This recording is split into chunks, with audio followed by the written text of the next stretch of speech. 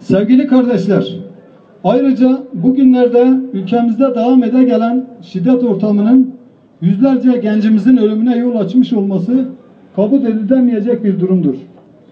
Kardeşin kardeşi vurduğu bu ortamın derhal son bulması gerektiğine inanmaktayız. Kürt sorununun çözümü şiddet dilinin kullanılmasıyla olacak bir durum değildir. Bunun çözümü kabul edilmelidir ki İslam kardeşliği çerçevesinde olmalıdır.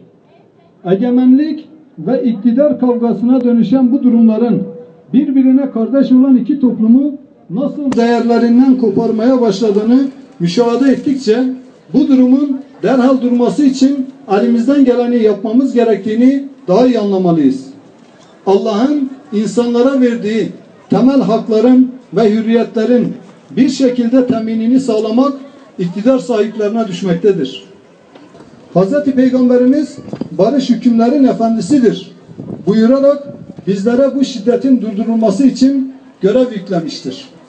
Buradan taraflara ateşkes çağrısı yapıyor, sorunun çözümüne etnik temellerle yaklaşmak, ayrışmayı, kardeşlik değerleriyle yaklaşmak ise kardeşliği ve birliği yerleştireceğini hatırlatıyoruz.